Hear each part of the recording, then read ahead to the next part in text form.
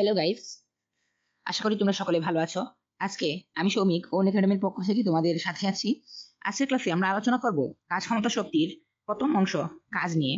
তো আমি চেষ্টা করব যে ছোট ছোট ভিডিওর মাধ্যমে এই চ্যাপ্টারটা কমপ্লিট করে দেওয়া। তো চলো আজকে কাজ ও কাজের মাত্রা একক দিয়ে শুরু করা যাক। শুরুতে আমরা দেখে নিব কাজের সংজ্ঞা। কোন বস্তুর উপর বল প্রয়োগে বস্তুর সরণ ঘটলে প্রযুক্ত বল ও বলের অভিমুখে সরণের উপাংশের গুণফলকে কাজ বলে। ঠিক আছে, তো আমরা কাজে যদি আমরা এই সংজ্ঞা থেকে সূত্র দাঁড় করাতে চাই, তাহলে কাজ ডাব্লিউ সমান কি বলছে বলো?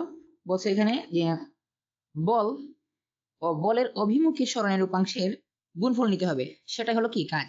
ঠিক আছে, তো বল নাও বল। আচ্ছা, আমি যদি ধরো এখানে একটা বস্তু আছে, তো বস্তুটাকে এই দিক বরাবর বল প্রয়োগ করি, তাহলে আমি ভেক্টর স্থানান্তর করে এই ভেক্টরটাকে এদিকে আনতে পারি। তো এদিকে বল প্রয়োগ করা হলো। আর ধরো যে এর সাথে থিটা ডিগ্রি অ্যাঙ্গেলে এইদিকে সরণ হলো। ঠিক আছে, থিটা ডিগ্রি অ্যাঙ্গেলে এদিকে সরণ হলো, তাহলে এই অ্যাঙ্গেলটা হলো থিটা। তো সরণটা যদি এফ হয়, সরণটা এস হলে বলের দিকে এফ এর উপাংশ হবে এস কস থিটা।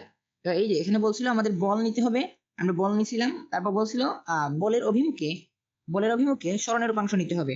তো বলের অভিমুখে সরণের উপাংশটা পেলাম কি এস কস থিটা। তো এখন আমরা এটা বসা দিব বলের সাথে। আচ্ছা, তো এই এস কস থিটাকে কি করতে হবে? এস কস থিটাকে গুণ করতে হবে। ঠিক আছে, বলের সাথে গুণ গুণ করলে কাজটাকে পাওয়া যাবে। তাহলে দাও এখানে এফ এফ কস থিটা।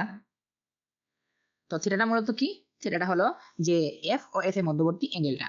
তো এখানে যেহেতু কাজ সমান এফ এস কস থিটা লিখছি, তো এখানে এফ ও একটা ভেক্টর রাশি, এস ও একটা ভেক্টর রাশি, আবার এদের সাথে আছে কজ।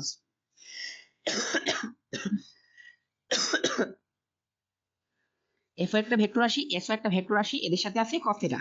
তো আমরা জানি দুইটা ভেক্টর রাশির সাথে কস থিটা থাকলে সেগুলোকে সেই দুটো ভেক্টর রাশিকে সেই দুটো ভেক্টর রাশিকে আমরা ডট গুণন আকারে লিখতে পারি। এই যে এফ এফ ভেক্টর ডট গুণন এস ভেক্টর। ঠিক আছে, তো ডাব্লিউ এই দুটো সূত্র তোমরা মাথায় রাখবা আশা করতেছি। তারপরে যা যাক, আশা করি এতটুকু ক্লিয়ার। তাহলে মুছে দিই।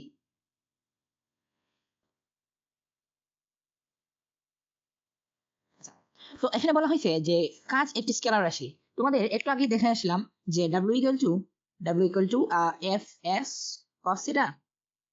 এফ এস কস থিটা এটাকে লেখা যায় এফ ভেক্টর ডট গুণন এস ভেক্টর। তো ডট গুণন থাকলেই আমরা জানি দুইটা ভেক্টর রাশি ডট গুণন করে যা পাওয়া যায় সেটা একটা স্কেলার রাশি। যেহেতু এখানে বল একটা ভেক্টর রাশি, সরণ আর একটা ভেক্টর রাশি, এই দুইটা ভেক্টর রাশি ডট গুণন করে আমরা কাজ পাইতেছি, তাহলে কাজটাও এখানে একটা স্কেলার রাশি। আশা করি বুঝতে পারছো। তারপরে আসো, কাজের এসআই একক হলো জুল বা নিউটন মিটার। তাহলে এখানে একটু খেয়াল করো, এই বলের জন্য বলের একক আসছে নিউটন, আর সরণের একক আসছে মিটার। তো এই নিউটন মিটারটাকে একসাথে বলা হয় জুল। নিউটন মিটারটাকে এসআই একক বা এমকেএস এককে বলা হয় জুল। এটা একটু খেয়াল রেখো। ঠিক আছে, একটু খেয়াল রেখো। মূলত আমরা এমকেএস এককটাকে এসআই একক বলে থাকি। তাহলে চলো পরবর্তী স্লাইডে দেখা যাক কি আছে। হ্যাঁ, তো আমরা এখন দেখলাম যে একটু আগে কাজের এসআই একক হলো নিউটন মিটার বা জুল। এটা একটু মনে রাখো, কাজের এসআই একক নিউটন মিটার বা জুল। এখন কাজের আরেকটাও একক আছে, সেই এককটা হলো কি অভিকর্ষীয় একক। কাজের অভিকর্ষীয় একক। তো এসআই এককটা এখন দেখে আসলাম যে এসআই একক হলো জুল বা নিউটন মিটার, আর অভিকর্ষীয় এককটা হলো কেজি মিটার। অভিকর্ষীয় এককটা হলো কি কেজি মিটার। তো এখন প্রশ্ন হলো যে এইটা তো বুঝলাম, এই জিনিসটা তো বুঝলাম যে জুল বা নিউটন মিটার কোথা থেকে আসছিল। এটা কোথা থেকে আসলো? কেজি মিটারটা কোথা থেকে আসলো? চলো দেখা যাক। তো অভিকর্ষীয় এককটা মূলত ছিল কেজি মিটার। তো আমরা জানি যে আমরা যেহেতু কাজের অভিকর্ষীয় একক দেখতেছি, কাজের ওই বেসিক সূত্র থেকেই কাজের অভিকর্ষীয় এককের সূত্রটা আসে। ঠিক আছে, এই যে এখানে বলা হয়েছে কাজের অভিকর্ষীয় একক কেজি মিটার। তো এসআই একক কোথা থেকে আসছে দেখছি। এখন আমরা দেখবো যে অভিকর্ষীয় এককটা আসলে কোথা থেকে আসবে। ঠিক আছে, তো অভিকর্ষীয় এককটা মূলত W equal to F S এই সূত্র থেকে আসবে। W equal to F S এই সূত্র থেকে আসবে। তো এফ এফ এর সূত্রটা হলো এফ সমান এম এ। এফ সমান এম এ, আর এস তো এস থাকলোই। তো আমরা যেহেতু বলতেছি অভিকর্ষীয় একক, তো অভিকর্ষের জন্য তোমার এই যে আনুভূমিক বরাবর যে ত্বরণটা থাকে, এটা তো এই ত্বরণটা আনুভূমিক বরাবর থাকে। ঠিক আছে, এই ত্বরণটা আনুভূমিক বরাবর থাকে। তো অভিকর্ষীয় ক্ষেত্রে আমরা এটাকে কাউন্ট করব না। ঠিক আছে, এটাকে কাউন্ট করবো না, কারণ এই ত্বরণটা হলো আনুভূমিক বরাবর। তো আনুভূমিক বরাবর আমাদের অভিকর্ষীয় বলও কাজ করে না, অভিকর্ষীয় ত্বরণও কাজ করে না। তো কাজের এই যে অভিকর্ষীয় কাজটাও মূলত হয় কি বরাবর, উলম্ব বরাবর। উলম্ব বরাবর বলতে এই যে উপরের দিকে, পৃথিবী ভূপৃষ্ঠ থেকে উপরের দিকে উলম্ব বরাবর অভিকর্ষীয় বল, অভিকর্ষীয় ত্বরণ, অভিকর্ষীয় কাজ সবকিছু সম্পাদন হয়। আর এই যে ত্বরণ বা এক্সিলারেশন যেটা আছে, এই ত্বরণটা হলো মূলত আমাদের এই যে আনুভূমিক বরাবর, পৃথিবীর আনুভূমিক বরাবর ক্রিয়া করে। তো আমরা যেহেতু এখন অভিকর্ষীয় একক নিয়ে আলোচনা করতেছি, তখন আমরা এই এটাকে বাদ দিয়ে দিব। ঠিক আছে, এই এটাকে বাদ দিয়ে হিসাব করবো। তো এই একে বাদ দিয়ে হিসাব করলে কাজের অভিকর্ষীয় এককটা যদি নির্ণয় করতে যাই, তাহলে আমরা দেখবো যে ভরের এককটা হয় কেজি। ভরের এককটা হয় কেজি, একটু উপরের দিকে যাই। ভরের এককটা হয় কেজি। আর এই যে আমাদের সরণ, যেটা সরণের একক কি বলো, সরণের একক হলো মিটার। যে কোনো দূরত্ব হোক, যেটা সেটা সরণ হোক বা দূরত্ব হোক বা কোনো পরিধি হোক বা কোনো পরিসীমা হোক, যে কোনো দূরত্ব বোঝাইতে গেলে কি মিটার। তাহলে আশা করি বুঝতে পারছো যে কাজের অভিকর্ষীয় এককটা কেজি মিটার কোথা থেকে আসবে।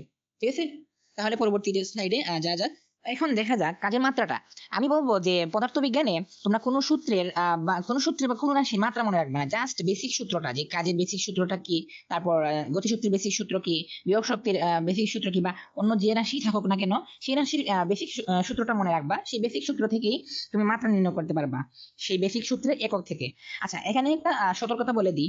আমি বললাম যে যে রাশির তুমি মাত্রা বের করতে যাবা, সেই রাশির একক থেকে তুমি সহজেই মাত্রা বের করতে পারবা, কিন্তু উল্টা কাজটা করার কখনোই চেষ্টা করো না। ধরো একটা রাশি তোমার মাত্রা মনে আছে, সেটা থেকে তুমি একক বের করতে যাবা, সেখানে কিন্তু ঝামেলা হয়ে যায়। কোন কোন ক্ষেত্রে ঝামেলা হয়? ঝামেলা হবে তোমার মূলত পৃষ্ঠটান এবং ওই যে স্প্রিং ধ্রুবক কে আছে না, স্প্রিং ধ্রুবক কে, এই কে এর এককটা থেকে মাত্রা সহজেই সুন্দরভাবে বের করা যায়, তবে মাত্রা থেকে তুমি একক বের করতে পারবা না, ঝামেলা হয়ে যায়। ঠিক আছে, একটু দেখো, তোমরা এটা ট্রাই করে দেখো। এটার একক হলো নিউটন মিটার ইনভার্স 1। এটা একক হলো নিউটন মিটার ইনভার্স 1। তো নিউটন মিটার ইনভার্স 1 থেকে তুমি বলের মাত্রাটা বের করবা। বলের মাত্রা কি বলো? বলের মাত্রা হয় ml/t ইনভার্স 2, ml/t ইনভার্স 2।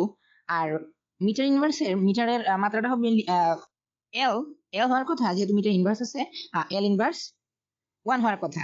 তো এইখান থেকে সিম্পলিফাই যদি একটু করি আমরা, কি হয়, m, এই যে l আর l ইনভার্স বাদ হয়ে যাবে, শুধু থাকবে t ইনভার্স 2। তো এখন যদি তুমি উল্টা যে কাজটা আমি তোমাকে সতর্কতা বলে দিছি, যে তুমি একক থেকে, এই যে এটা ছিল একক, এটা ছিল স্প্রিং ধ্রুবকের একক, একক থেকে তুমি মাত্রা বের করতে পারবা, একক থেকে মাত্রা বের করতে পারবা। আর মাত্রা থেকে আবার একক বের করো না, এটাতে অনেক ভেজাল হয়। দেখাইতেছি কি হয়। মাত্রা থেকে যদি তুমি একক বের করতে চাও, তাহলে তুমি এখন দেখতে পারবা এখানে এটা ক্যাপিটাল এম, তার মানে ভর। তাহলে ভরের একক কেজি, ভরের একক হলো কেজি। আর সময় ইনভার্স 2 দেওয়া, সময় একক সেকেন্ড, তার মানে সেকেন্ড ইনভার্স 2 দেওয়া। ঠিক আছে, তো আদৌ কি এটা, এই যে এককটা এখন দেখলা, এটা কি আদৌ কে এর একক? একটু খেয়াল করে বললো, এটা কি আদৌ কে এর একক? না, এটা কিন্তু কে এর একক না। সো মাত্রা থেকে এককে আসার চেষ্টা করবা না, একক থেকে মাত্রাটা বের করতে পারবা। এই যে একক থেকে মাত্রাটা বের করতে পারবা, এটা ভ্যালিড। তবে এই যে মাত্রা থেকে একক বের করা, এটা সব ক্ষেত্রে ভ্যালিড না, কিছু কিছু ক্ষেত্রে আনসার কিন্তু ভুল আসবে, তাহলে তোমরাও ভুল করবা। ঠিক আছে, তো এটা বুঝতে পারলে আমরা আমাদের কাজের কথায় আসি। কাজের কথা হলো যে কাজের মাত্রা কোথা থেকে আসলো? অবশ্যই আমরা একক থেকে বের করার চেষ্টা করবো। চলো একক থেকে বের করার চেষ্টা করি। তো এখানে আসো। তো কাজের মাত্রা, হ্যাঁ, কাজের একক কি দেখছিলাম আমরা একটু আগে দেখে এসেছি, কাজের একক জুল বা নিউটন মিটার। ঠিক আছে, কাজের একক জুল বা নিউটন মিটার। তো আবার নিউটন হলো বলের একক, তো বলের মাত্রা হলো ml/t ইনভার্স 2।